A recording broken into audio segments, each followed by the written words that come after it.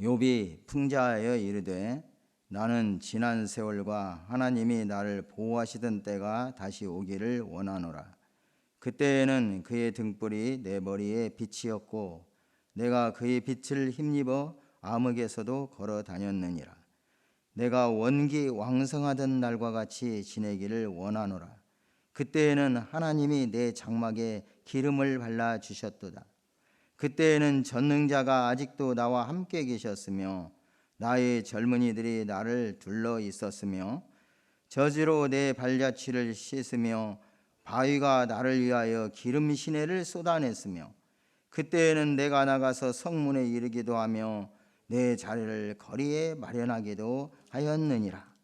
나를 보고 젊은이들은 숨으며 노인들은 일어나서 서며 유지들은 말을 삼가고 손으로 입을 가리며 지도자들은 말소리를 낮추었으니 그들의 혀가 입천장에 붙었느니라.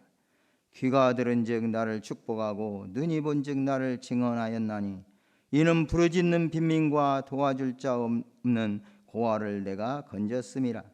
망하게 된 자도 나를 위하여 복을 빌었으며 과부의 마음이 나로 말미암아 기뻐 노래하였느니라. 내가 의를 옷으로 삼아 입었으며 나의 정의는 겉옷과 모자 같았느니라. 나는 맹인의 눈도 되고 다리 저는 사람의 발도 되고 빈궁한 자의 아버지도 되며 내가 모르는 사람의 송사를 돌보아 주었으며 불의한 자의 턱뼈를 부수고 노획한 물건을 그 이새에서 빼내었느니라. 내가 스스로 말하기를 나는 내 보금자리에서 숨을 거두며 나의 날은 모래알같이 많으리라 하였느니라. 내 뿌리는 물로 뻗어나가고 이슬이 내 가지에서 밤을 지내고 갈 것이며 내 영광은 내게 새로워지고 내 손에서 내 화살이 끊이지 않았노라. 무리는 내 말을 듣고 희망을 걸었으며 내가 가르칠 때 잠잠하였노라.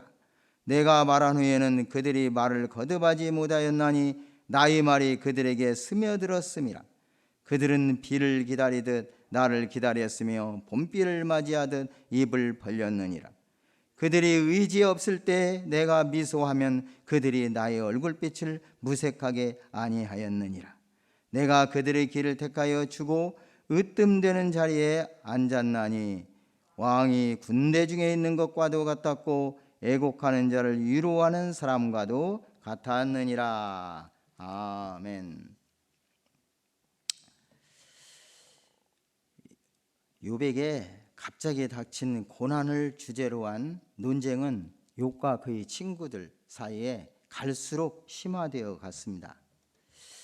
다시 말해서 욥이 겪는 고난이 하나님이 섭리에 기인한 특별한 상황임을 전혀 알지 못하는 그 친구들과 이 욥의 변론은 권선징악 혹은 인과응보라는 이런 일반적이고 전통적인 그런 원리를 적용해서 욥이 당한 재난의 원인이 욥 자신의 죄 때문이라고 이렇게 단언했던 그 친구들과 이에 맞서서 자신의 의의를 항변하고 변증하는 욥의 답변이 이제까지 첨예하게 대립되어 왔습니다.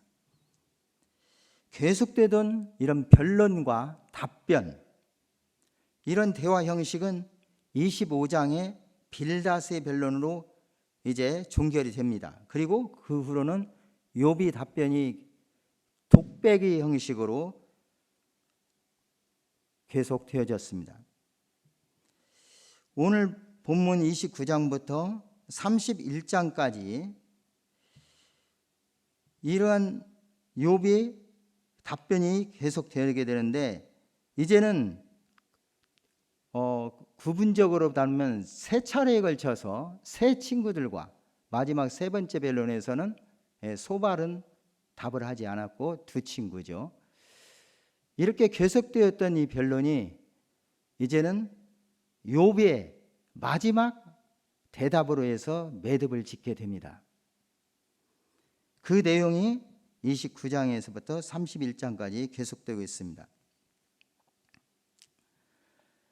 본 29장은 욥의 최종 변론, 그 총괄적인 변론으로서 욥 자신의 심정을 그대로 표현한 독백이라고 할 수가 있습니다. 그리고 본장에서 욥 자신이 번영했던 과거를 회상하고 다음 장 30장에서는 과거에 비해서 현재 너무나도 어려운 고난과 파멸의 그 상태를 대조적으로 말하고 있습니다. 결국 31장에서 욥은 자신이 의로움과 정직함을 강력히 변호하는 그 결론으로 이제 이 세 친구들과의 변론을 마치게 됩니다. 먼저 오늘 말씀에서 1절을 볼 때에 1절, 2절, 3절까지 한번 같이 보겠습니다. 욥이 풍자하여 이르되 나는 지난 세월과 하나님이 나를 보호하시던 때가 다시 오기를 원하노라. 그때에는 그의 등불이 내 머리에 빛이었고 내가 그의 빛을 힘입어 암흑에서도 걸어 다녔느니라. 1절 욥이 풍자하여 이르되, 이 말은 지금 27장 1절과 똑같은 말입니다. 풍자에서 이른다는 말은 전에 개역 한글판에서는 욥이 또 비사를 들어 가로되 이렇게 번역되었었습니다. 비사. 곧 풍자, 비사, 이 번역된 원어가 마샬이라는 단어인데 이것은 본래 격언, 직유를 의미합니다. 이렇게 이 마샬이라는 단어가 여기서는 격언적인 대화나 시적인 잠언이라고 할 수 있습니다. 이 머릿말 시작하는 말이 27장 1절과 똑같지만 특별히 오늘 29장에 있는 이 말은 욥이 마지막 진술이라는 이런 점에서 더욱더 간절한 그런 마음을 가지고 독백한다고 이렇게 볼 수가 있습니다. 그리고 이제 2절, 3절 이 내용을 보면은 욥이 이제까지 자기 발걸음을 지켜주시고 보호하시던 그 하나님을 회상하면서 이 하나님께서 자기 장막에 함께하여 주셨고 또 항상 어두움 속에서도 같이 동행하셨던 그 하나님임을 이렇게 회상하고 있습니다. 이러한 하나님과의 그 관계, 그 하나님의 은총을 깊이 생각하면서 이제는 현재 당한 자기의 상황이 이 하나님과의 교제가 끊어진 것이 아닌가 하는 그런 안타까움을 가지고 있는 것입니다. 그러면서 과거를 회상하고 있는 것이죠. 특별히 이 과거에 대해서 굉장히 그리워하면서 현재 처지를 참 안타깝게 생각하는데, 전에도 말씀드렸지만 자기의 현재 당한 그 어려움을 비관하고 호소하는 것이 아니라 하나님과의 관계가 지금 끊어진 것이 아닌가, 이런 점에 초점을 두고 욥은 매우 그 마음에 슬퍼하며 한탄하고 있는 것이죠.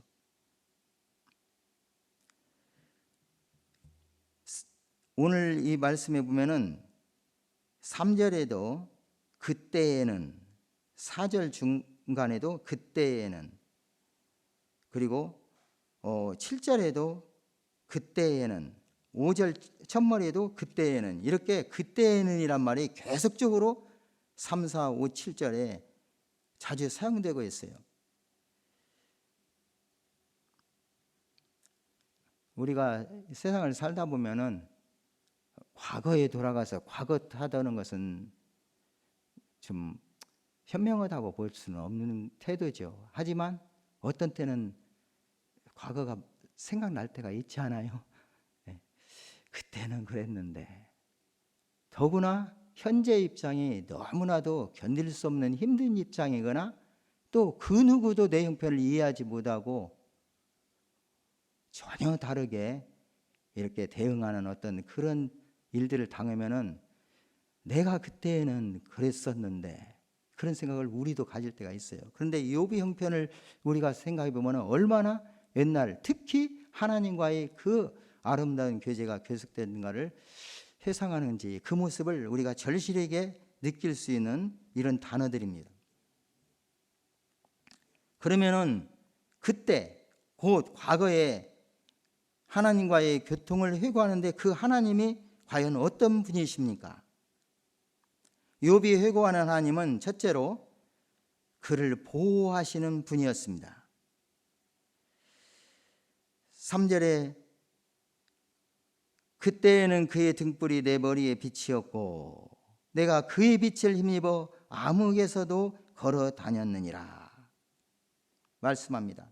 등불과 빛, 이러한 표현을 통해서 과거에 하나님께서 자신을 보호하신 사실을 고백하고 있습니다.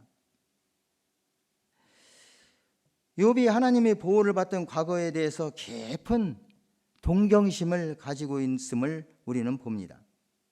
둘째로 욥이 회상하는 하나님은 욥과 친구처럼 교제하신 분이셨습니다. 4절 같이 읽겠습니다. 4절. 내가 원기 왕성하던 날과 같이 지내기를 원하노라. 그때에는 하나님이 내 장막에 기름을 발라 주셨도다.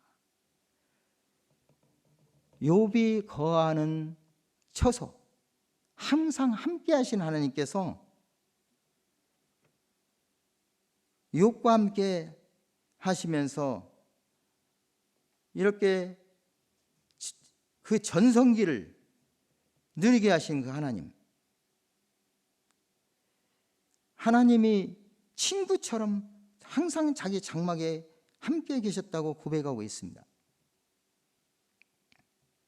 하나님과 우정을 나누던 욥은 자신이 한때는 하나님의 마음과 뜻을 잘 헤아려서 가난한 자에게 사랑의 구제를 행했고 공의를 행했다고 이후 15절에서 17절에 고백하고 있습니다. 세 번째로 욥이 회상하는 하나님은 함께 하시는 분이셨습니다.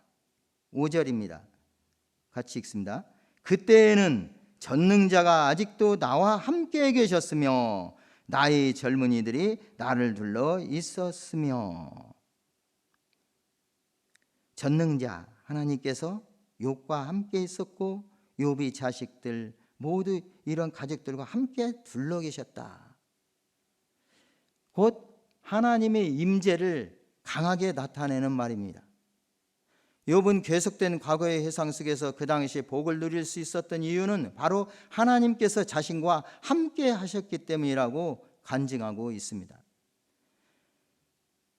이 5절부터 시작해서 11절까지의 말씀에 하나님께서 얼마나 그 욥에게 참 교제하시면서 그 형편을 또 얼마만큼 누리게 하셨는가 일일이 말씀하고 있습니다. 욥의 전성기 중심에는 하나님이 함께 하셨다. 이 욥의 수레의 태도에서 그가 지녔던 깊은 신앙심을 우리는 보게 됩니다. 욥이 먼저 하나님과 교통했던 지난 날을 회고함으로써 욥이 탄식의 이유가 과거에 누렸던 행복과 부를 상실해서가 아니라 하나님과의 교제의 단절, 곧 하나님을 상실했기 때문에 왔다는 것을 피력하고 있는 말씀입니다. 그렇습니다. 성도는 어떠한 역경에 처할지라도 하나님의 구원과 우리에게 복을 주셨던 과거를 회상하면서 그때 하나님께서 우리를 지키시고 보호하시고 교제해 주시고 함께해 주신 그 하나님을 온전히 신뢰하고 그 은혜를 바라는 자세를 가져야 합니다. 시편 42편 1절에서 5절에 하나님이여 사슴이 시냇물을 찾기에 갈급한 같이 내 영혼이 주를 찾기에 갈급하나이다. 내 영혼이 하나님 곧 살아계신 하나님을 갈망하나니 내가 어느 때에 나아가서 하나님의 얼굴을 배울까. 사람들이 종일 내게 하는 말이 네 하나님이 어디 있느냐 하오니 내 눈물이 주야로 내 음식이 되었도다. 내가 전에 성의를 지키는 무리와 동행하여 기쁨과 감사의 소리를 내며 그들을 하나님의 집으로 인도하였더니 이제 이 일을 기억하고 내 마음이 상하는도다. 내 영혼아, 네가 어찌하여 낙심하며 어찌하여 내 속에서 불안해하는가? 너는 하나님께 소망을 두라. 그가 나타나 도우심으로 말미암아 내가 여전히 찬송하리로다. 노래하고 있습니다. 우리 영혼이 어떤 상황에서도 낙심하지 말고 하나님께 소망을 두는 그러한 믿음을 우리 하나님께 주시기를 축복합니다. 7절에서 17절은 욥이 이 전성기에 봤던, 다시 말하면 하나님과의 교제가 풍성한 때 하나님이 함께 하셔서 욥의 주변의 사람들로부터 칭송과 존경을 받았다는 사실을 회고합니다. 상대적으로 욥이 현재 당하고 있는 고통의 비중이 얼마나 더 그때에 비해서 어려운가를 나타내는 이러한 회고의 장면입니다. 7절에서 11절까지는 욥이 과거에 누렸던 사회적 지위를 말씀하고 있습니다. 7절에 보시면은 그때에는 내가 나가서 성문에 이르기도 하며 내 자리를 거리에 마련하기도 하였느니라. 여기서 성문이라는 말씀이 나오는데, 그 당시 이 고대 근동 지역에서는 어떤 재판, 토론, 이런 공적인 직무를 이 성문 앞에서 행하곤 했었습니다. 선지자의 예언과 가르침도 선포되기도 했습니다. 그래서 욥이 성문에 이르렀다, 이 말은 욥이 고난받기 전에 온 성읍의 장로요 재판관으로서 모든 사람들에게 존경을 받는 자로서 그 자리에 함께했다는 것을 의미합니다. 이처럼 욥이 계속 이후에 주어진 말씀처럼 젊은이들이나 노인들이나 그리고 그 지역의 유지들이나 모든 지도자들에게까지 존경과 칭송을 받았다는 사실을 지금은 회고하고 있는 것입니다. 그러면 욥은 어찌해서 그렇게 존경과 칭송을 받게 되었을까요?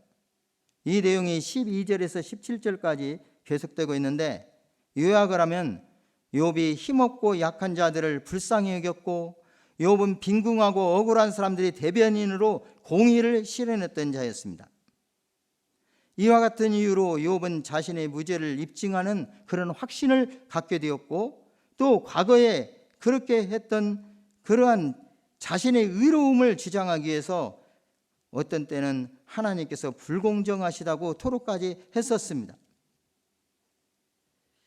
그렇지만 우리가 생각해야 할 것은, 아무리 이 땅에서 우리 인간의 의를 드러내서 자신의 공적, 과거의 그러한 하나님 앞에서의, 또 사람들 앞에서의 의롭다고 주장할 수 있는 그런 것이 있다고 할지라도, 다시 말해서 의와 선행을 사람들부터 행해서 존경과 칭송을 받는 그런 위치에 있었다 할지라도, 이것 역시 타락한 인간의 본성의 행위에서 나온 것으로서 하나님 앞에서는 전혀 내세울 것이 못 된다는 사실을 우리는 기억해야 합니다. 우리가 하나님 앞에 내세울 수 있는 것은 오직 전적으로 하나님의 은혜에 의해서 맺혀진 의의 열매, 성령의 열매뿐입니다. 세 번째 단락 18절에서 25절 말씀인데, 18절에서 25절은 욥이 그 당시 그때의 지도자의 삶 위치에 있었을 때 그 지도자의 삶에 대한 회고 장면을 볼 수가 있습니다. 하나님과의 관계를 먼저 회고했고, 또 그 당시에 사람들로부터 받았던 칭송과 존귀를 회고했던 욥은 이제 과거 자신의 지도자적 삶을 돌아보고 있습니다. 과거에 욥이 자신의 삶에 대한 확신 가운데 있었다는 사실을 강조하기 위해서 이 저자는 욥이 명예로운 대변인이요 지도자였다는 사실을 드러내고 있고, 또 욥은 의롭고 정직한 삶을 통해서 자신이 장수하고 영예를 누린다는 확신을 가지고 있었던 대목을 이 18절에서부터 25절 내용에서 볼 수가 있습니다.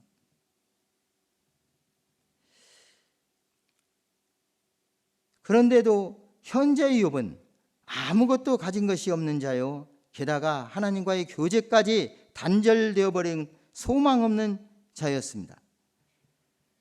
그래서 저자는 욥이 과거에 누렸던 번영을 언급하면서 현재 욥의 비통함이 얼마나 무거운 것인가를 드러내고자 하는 대목이 이 18절에서 25절까지의 내용을 우리가 상고하게 됩니다.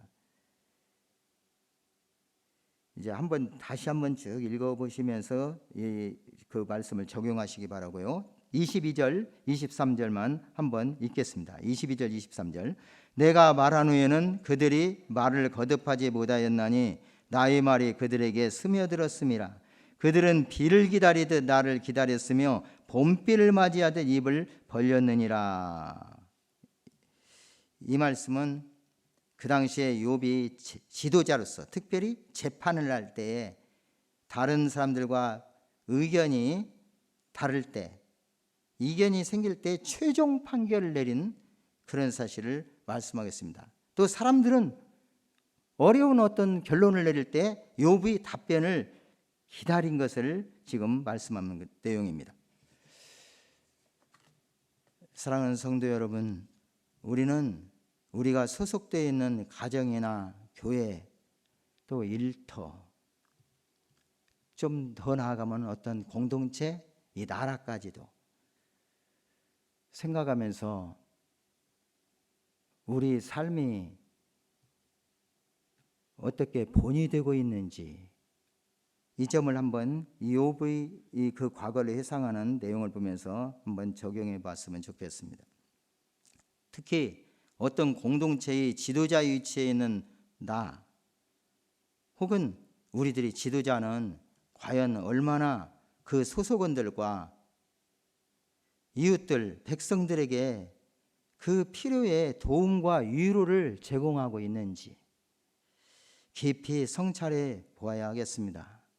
더 나아가서 말과 혀가 아닌 구체적인 행위로 구제를 실행하되 우리의 모든 행위가 예수 그리스도로 말미암은 하나님의 은혜와 사랑에 감동한 우리의 진실한 마음에서 나온 믿음의 행실이 되어야 하겠습니다. 이러한 행함 있는 믿음의 소유자로 하나님께 인정받으시는 저와 여러분이 다 되시기를 주님의 이름으로 축복합니다. 기도드리겠습니다. 아버지 하나님, 이제 욥과 그 세 친구의 변론이 결국 욥이 과거에 회상하는 것과 현재 상황을 토로하는 것과 자신을 변론증하는 그런 말로 매듭짓게 되는 대목을 저희들이 말씀을 상고합니다. 우리 하나님께서 함께 하시고 보호하시고 인도하시고 모든 삶을 이끌어 주셔서 우리 하나님 앞에 영광을 돌리는 그러한 삶을 살게 하시고 또 다른 사람들의 유익과 돌보는 그러한 삶을 살게 하셨다고 욥은 고백하였습니다. 이 고백을 통해서 현재 자기가 처해 있는 어려운 상황이 그 닥치는 현실적인 문제가 아니라 과거에 함께 하시고 인도했던 하나님께서 나와 함께 하시지 아니하는 것이 아닌가, 또는 교제가 끊어진 것이 아닌가, 이런 걸 해서 심히 그 마음에 한탄하면서 주님 앞에 토로하는 그 모습을 봅니다. 어떤 때는 우리의 형편 속에서도 하나님께서 나와 단절되신 것이 아닌가, 이러한 생활을 가져갈 때가 있습니다. 그러나 어느 때나 우리는 우리 하나님께서 나와 함께 하시며 나의 모든 사정을 알고 계심을 믿습니다. 특별하신 하나님의 섭리에 따라서 더욱더 우리 믿음을 순금 같게 하게 하시고 우리 믿음이 듣는 데서부터 이제는 보는 데까지, 우리 하나님을 보는 데까지 나갈 수 있는 이런 걸로 우리를 연단시키기 위해서 온다는 사실을 말씀을 통해서 교훈하시니 감사합니다. 견고한 믿음으로 우리 앞에 영광을 돌리는 저희 모든 주님의 사랑하는 아들 딸 될 수 있도록 인도해 주시옵소서. 감사하며 존귀하신 우리 주님 예수님 이름으로 기도드립니다. 아멘.